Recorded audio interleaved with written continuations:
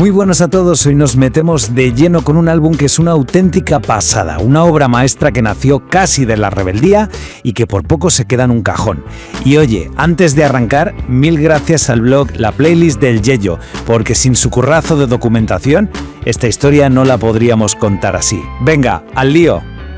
Para empezar, os cuento una anécdota que es buenísima y que lo resume todo. Imaginaos, Australia, 1982. Un equipo de natación va de camino a una competición. Llevaban la friolera de 5 años quedando segundos. De repente, en la radio suena esta canción. Y justo la letra dice, ¿es esto un anticipo de la victoria? Se vinieron arriba, claro. ¿El resultado? Efectivamente, quedaron segundos otra vez.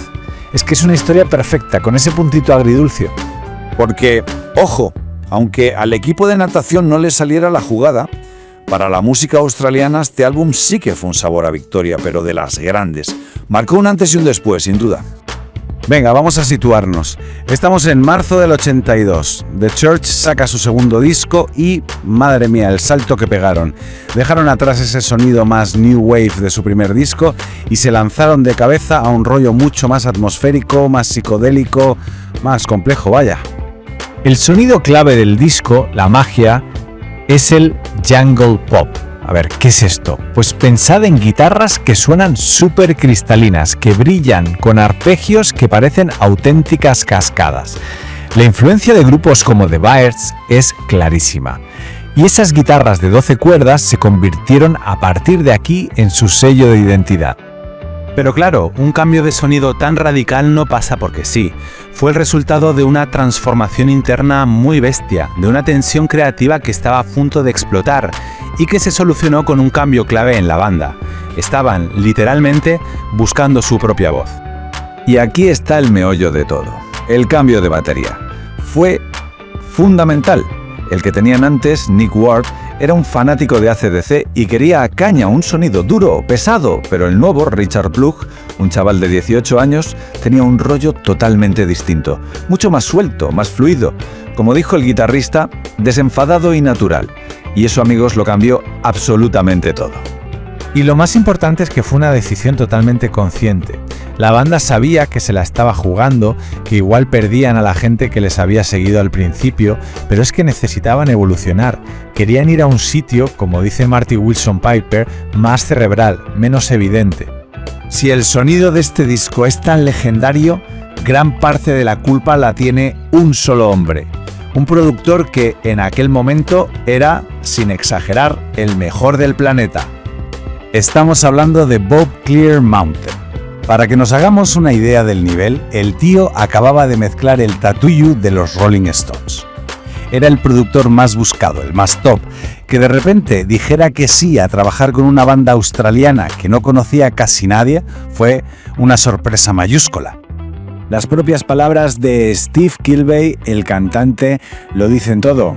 Cuenta que cuando escuchó la mezcla final por primera vez en un simple Walkman, es que no se lo podía creer. Dijo literalmente que el disco sonaba como $1.000.000.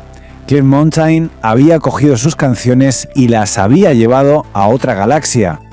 Y esto demuestra la genialidad de este hombre. Tenía una técnica súper curiosa. Cogía un trocito de papel de seda y lo ponía encima de los tweeters de sus altavoces de referencia. ¿Para qué? Pues para quitarle un poco de aspereza a los agudos y conseguir un sonido más fiel a la realidad. Un truco sencillísimo que se convirtió en un estándar en los estudios durante décadas.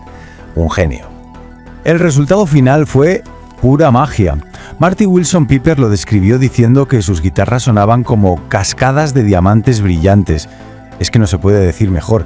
El trabajo que hizo Clearmountain con todas esas capas de guitarras de 12 cuerdas es sencillamente de otro planeta. A ver, recapitulemos. Un sonido increíble, canciones espectaculares y el mejor productor del mundo. El éxito parecía cantado, ¿no? Pues no. La historia de The Blood Crusade es también la historia de un tortazo monumental entre el arte y las exigencias de la industria musical. La pregunta es inevitable. Claro, con todos estos ases en la manga, ¿qué podía salir mal en el mercado más importante del mundo, el de Estados Unidos? Pues pasó lo impensable. Capitol Records, su discográfica en Estados Unidos, escuchó el disco y sin más se negó a publicarlo. Les dijeron que eso no era comercial, que dónde estaban los singles para la radio, así, tal cual. Esta cita de Steve Kilbey es que es brutal, porque lo explica perfectamente. La discográfica no entendió absolutamente nada. Vieron a una banda de rock psicodélico y su gran idea fue intentar convertirlos en un grupo de tecnopop como los Thompson Twins. Un disparate total. Y para rematar la faena, les organizan una gira por el Reino Unido como teloneros de Duran Duran. En el pico máximo de su fama, la comparación que hace Kilbey es perfecta.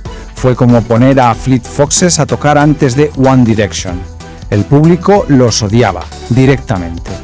Aguantaron 10 conciertos y Kilbey dijo basta, hasta aquí hemos llegado, y abandonaron la gira.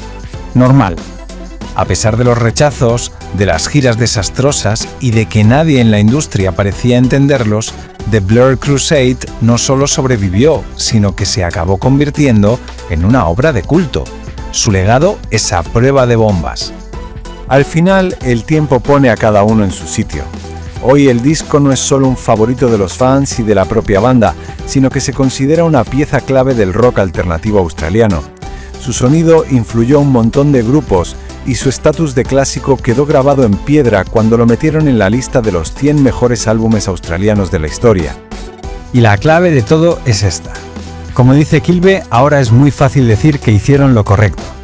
Pero en aquel momento, aguantar esa presión, no bajarse los pantalones, para eso hacía falta una convicción de hierro, una obstinada sensación, como dice él, de que iban por el camino bueno, aunque todo el mundo les dijera lo contrario.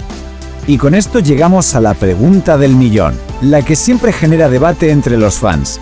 Con una discografía tan increíble y tan variada, con joyas como Starfish, ¿es The Blur Crusade el número 1?